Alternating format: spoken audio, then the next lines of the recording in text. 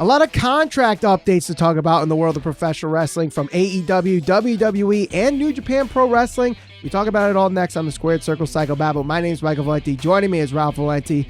Ralph, will start with AEW. Lio Rush will officially be a free agent on February 14th after just a very short stint with AEW. Are you surprised that this is happening? I definitely am surprised that it's such a short time that his contract was actually signed for. You know, this isn't really the first time we've seen something like this in AEW. I know Zack Ryder was signed to a shorter stint initially, and now you see this kind of with Lio Rush. It is surprising to me that the contract itself is shorter in comparison to like what somebody would sign with WWE or even the long-term guys in AEW. But given everything that's happened with Lio Rush, it's not really surprising that they aren't going to be re-signing him. And that's for better or worse. Not saying I agree or disagree with anything that happened with him, but the way everything was kind of publicized on his side, I'm not surprised that he's not going to be renewed or extended. Right. And I think also you got to take into consideration, he, since his release with WWE, has had short stints with promotions. We've seen him in AAA. We've seen him in MLW. We've seen him in New Japan Pro Wrestling and AEW, all since he was released from WWE. And he's already announced the date with Isaiah Swerve Scott's show in April of 2022. So I'm not surprised at all that he's just taken another step in his career. I know there's some people that want to play the speculation game that this has to do with what happened with Big Swole, and he was on Twitter talking about that. But I personally do not want to make an ass out of you and me and say that is the reason why his contract is expiring and won't be renewed with AEW. I'm sure that could be part of the reason, but I don't think that's the full reason. Yeah, that's the unfortunate thing. I mean, I think a lot of people are certainly going to point to this and say that it's because of the whole situation with Big Swole and the way he reacted. And honestly, who knows? Maybe that does have something to do with it. But the one thing that is clear here is that this was never going to be, or at least from the initial get-go when he did sign that contract, was not meant to be a long-term thing. So it was meant to be like a short stint. He did the thing with Dante Martin. We haven't seen him on TV. The unfortunate thing with Big Swole and the way he reacted happened not too long after that. So, we'll kind of see what happens from there. I'm sure it's not the last time, I would assume. I don't think it's going to be the last time that we'll see him in AEW at some point. But who knows? Who knows what he does? Who knows where he ends up going? It just seems like he's a guy that's just going to bounce around from place to place, at least for the time being. Right. And he's, he has other ventures outside of professional wrestling too, that I'm sure he wants to continue going after. So wrestling, we've seen it time and time again with Lio Rush that he announces his retirement. He comes back. He announces it again. He's leaving one promotion to go to another. So this is nothing fairly new with Lio Rush. But some other news involving contracts in AEW is that, within the next 30 to 60 to even 90 days from now, there will be quite a few contracts expiring in AEW. Some of the names that have come up from PW Insider and Fightful Select include Brian Cage, Joey Janela, Marco Stunt, Peter Avalon, and of course the already mentioned Lio Rush. Any of these surprise you that their contracts will be expiring? Not really. I mean, Brian Cage is a little surprising only because he's a guy who had some, it's not like he was an unknown going into AEW. He was obviously a pretty prominent wrestler outside of AEW. And I think the one thing with Brian Cage is a lot of people say he has potential. The one thing that a lot of people point to, including us, we've said before, is his inability to cut a compelling promo. I think that he looks like $1 million.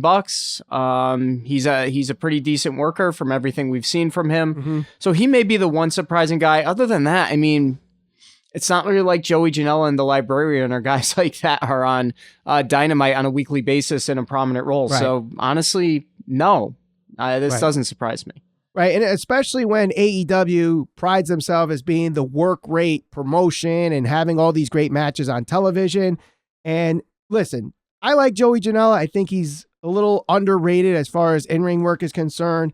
But when you see him next to guys like Brian Cage, like Powerhouse Hobbs, like Wardlow and Lance Archer and some of these guys, and even some of the smaller guys like a Bryan Danielson, or a Hangman Page. Like, he still looks significantly smaller, and his role in AEW would be nothing less than a jobber. And we've seen him really play that role in television, where even in a contested match, he wasn't winning that match. And I know on Dark, they had the storyline with him and Sonny Kiss, and that's really been his really big thing in AEW.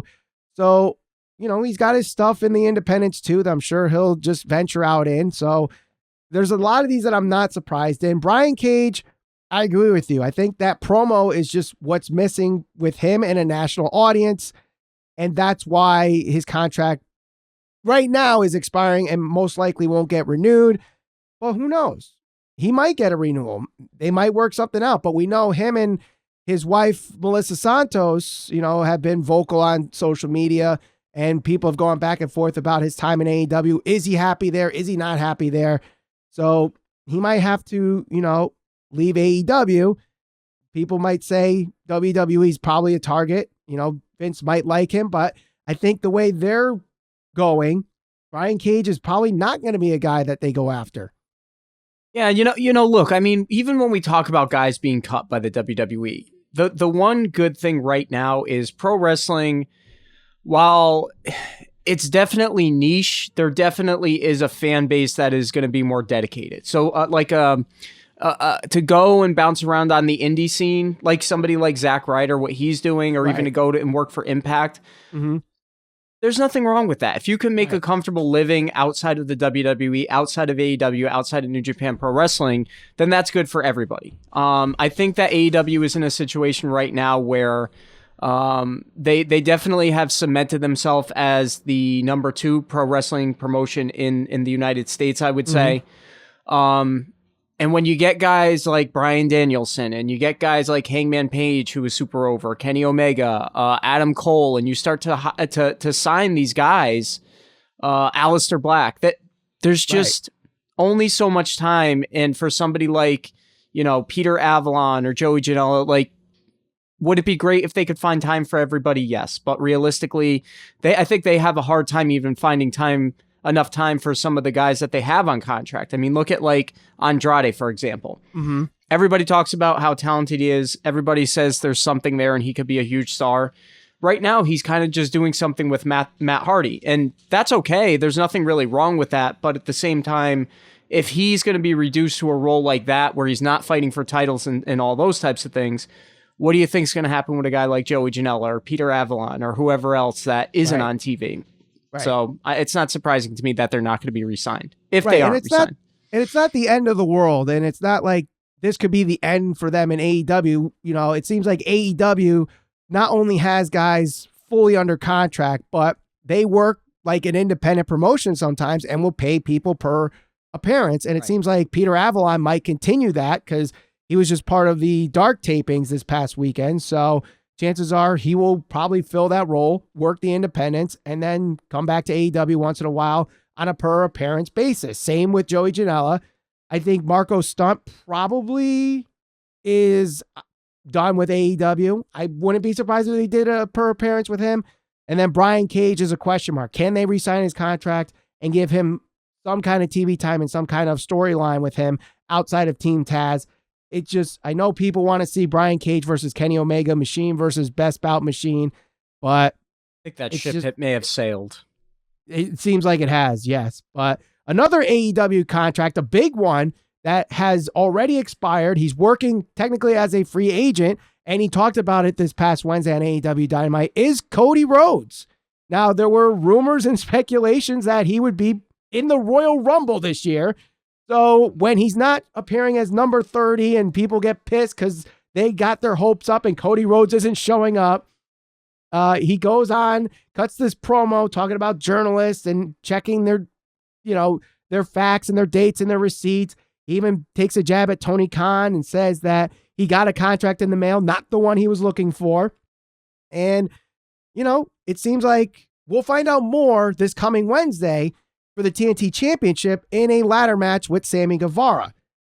Do you have any percentage that he is leaving AEW?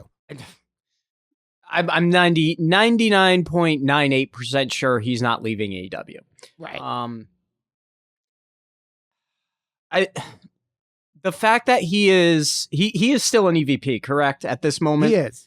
Okay, so the fact that he has some skin in the game as far as the business side of things leads me to believe that he's definitely going to be sticking around in AEW. Now, as sure as I am that he's going to stick with AEW, this is pro wrestling. There are crazy, crazy things that happen in pro wrestling.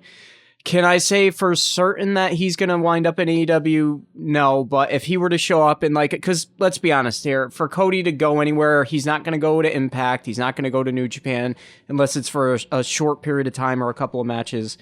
The big thing for Cody would be to go back to WWE, win the heavyweight championship, main event like a WrestleMania and stuff like that.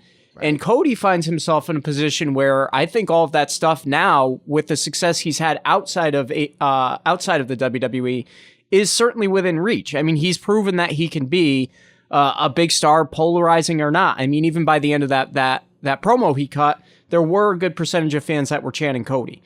Right. I don't think he's going to WWE. I certainly think he's sticking with AEW.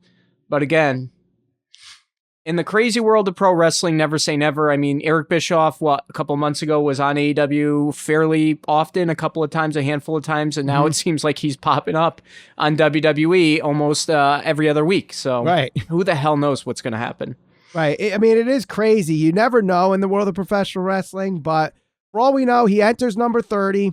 He's going to win the Royal Rumble. He's going to dethrone Roman Reigns as the Universal Champion. If it's not him, it's going to be Jon Moxley. If it's not Jon Moxley, it's going to be Bryan Danielson, because that forbidden door is wide open for WWE now, according to WrestleVotes.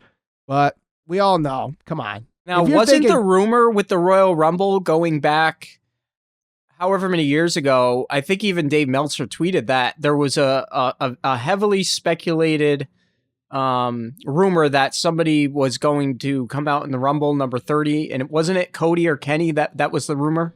Well, I believe, if I remember which report you're thinking, I think it was WrestleVotes that teased that there was going to be some big surprise. They didn't say what. They didn't say what number it was going to be, but a lot of people took that tweet and tried to connect the dots, because this was when Cody's contract was expiring, Kenny's contract was expiring.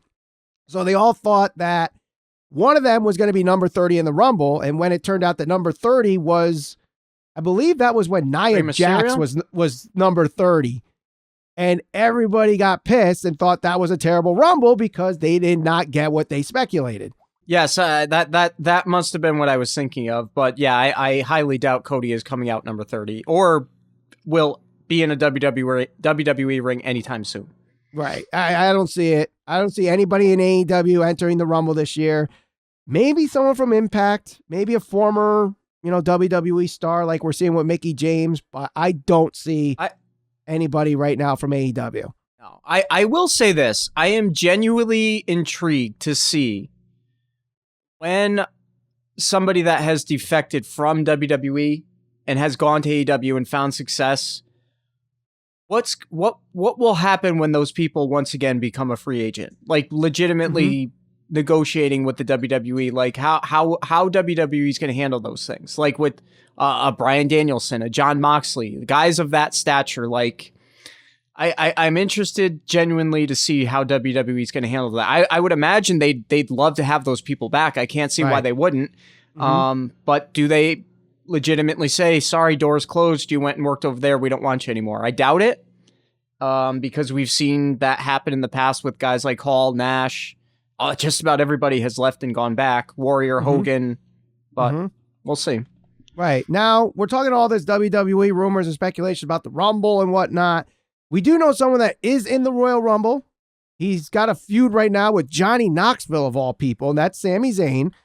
And it came out this week that he has re-signed with WWE. And not so long ago, this was a guy that people were speculating was going to jump ship to AEW like Kevin Owens. And now both of them have officially re-signed. To me, the last couple years since the pandemic started, Sami Zayn has been one of the bright spots in WWE. And he's having a terrific run, I think, in WWE, and all it took was him to turn heel. And this was a guy that a lot of people thought needed to be a huge babyface in WWE. Yeah. They flipped the script, turn him heel, and he's been really entertaining, really great. Intercontinental champion, challenge for the Universal Championship. I mean, how do you not re-sign with WWE after the run you've had? Yeah. He's definitely taken the ball and run with it. And that's saying a lot, because a lot of people, when they're given that opportunity, they don't always do the best with the opportunity that's presented themselves. He is in a unique situation where, he was given something really small, knocked it out of the park, and they continue to let him run with the ball. So I think for him, a lot of people, at least people that watch AEW fairly often, I'm sure, were hoping he'd go to AEW. If he did go there, I don't really see what that would do for his position. I think he'd be pretty much in the same spot that he's in the WWE. I don't think Sami Zayn, off the top of my head, if he were to hold a gun to my head and ask me, I don't think he is ever going to be like a heavyweight champion or a universal champion. Mm-hmm. That's my opinion, just because where he's currently positioned, and he's not really the typical guy that they push, like a Roman or a Brock. And if he were to go to AEW with the young talent that they have there and the guys who are already established, he'd probably be in a very similar situation. Right. And knowing that, especially knowing that so many guys have left, I got to think that not just him, but Kevin Owens alike were paid pretty handsomely to stick around.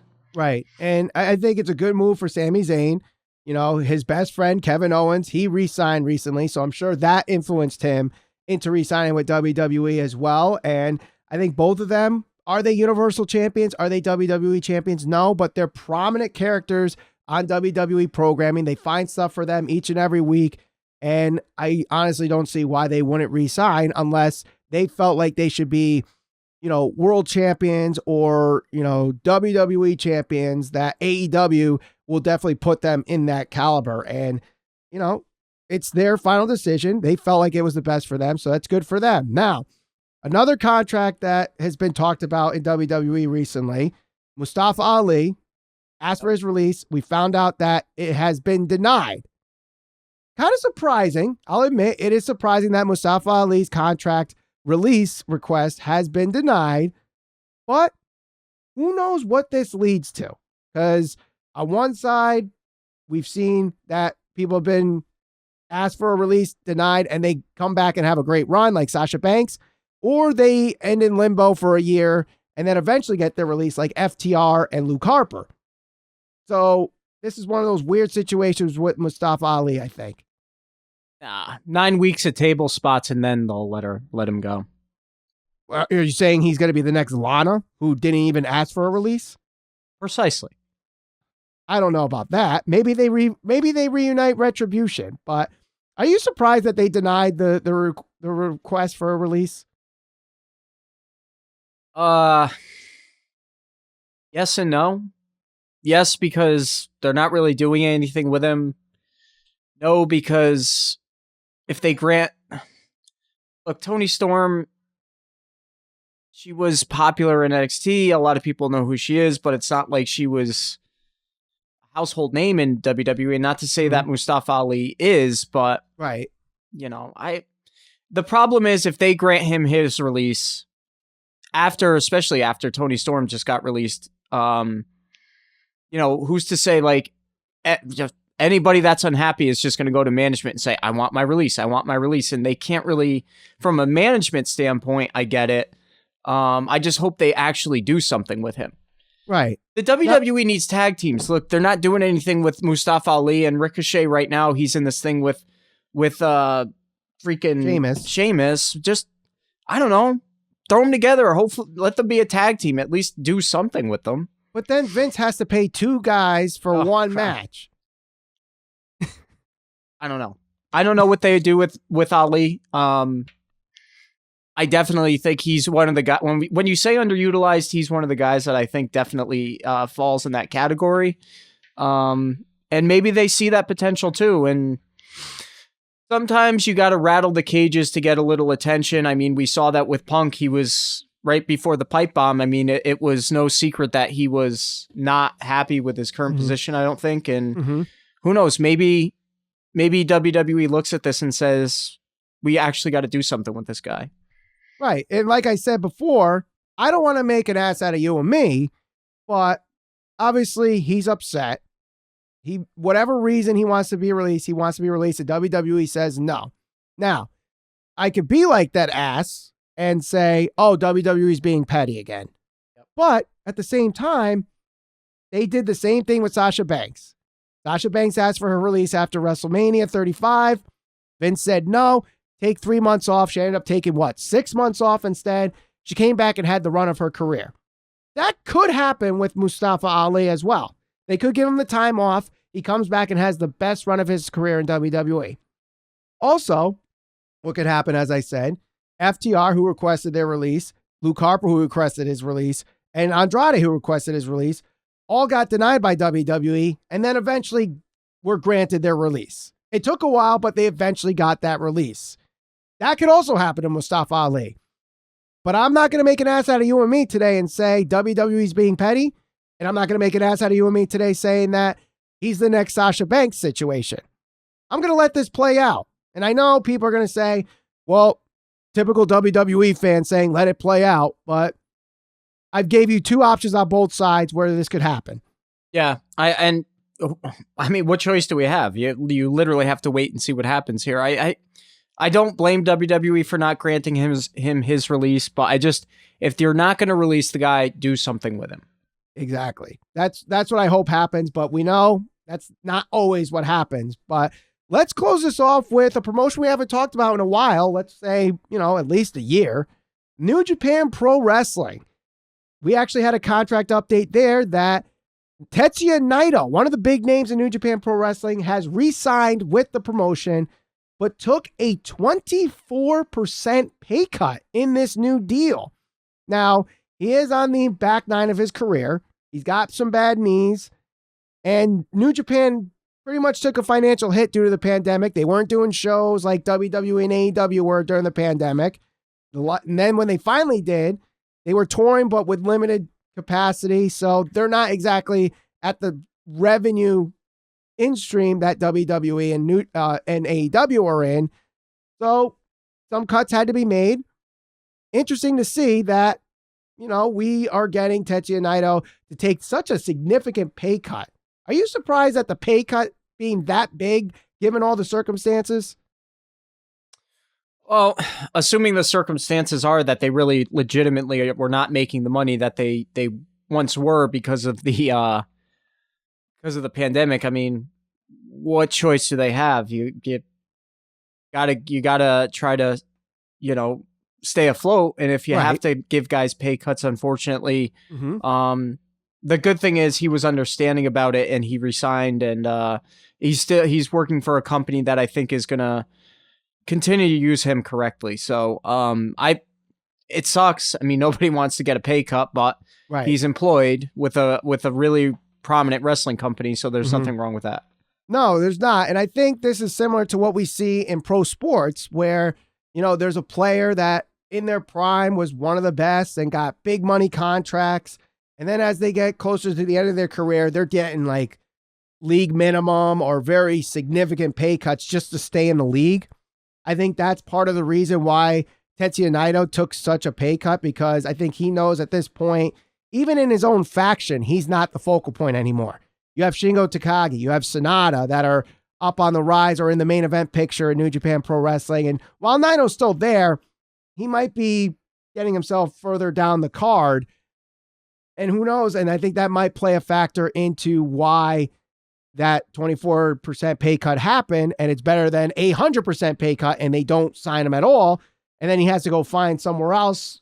I mean, I think he's good enough where he can even stay in another Japanese promotion like All Japan Pro Wrestling. But I think he's a guy that is a New Japan lifer. He wasn't going anywhere, and this was probably the best fit for both the promotion and Naito. I agree 100%. Yeah. He re-signed with the company that I think will be the best landing spot for him. I think that, of course you're going to get people, I wish he went to AEW, blah, blah, blah. Mm-hmm. And that would have been cool. I don't really think WWE would have done him any favors. But he's in a company where I think he's going to be used correctly. So that's a good thing for him. And who knows? The forbidden door is open with New Japan and AEW. So we might see Naito one day in a AEW ring and one of those one-off appearances like we've seen with Ishii and Minoru Suzuki and Rocky Romero. So Naito might come eventually one day, but who knows? A lot of things could happen as we are still on the tail end of January of 2022. Still a long way to go in the professional wrestling world. And we made our predictions for 2022. Click the thumbnail on the screen right now to check out that conversation. And we'll see you on the next episode of the Squared Circle Psychobabble.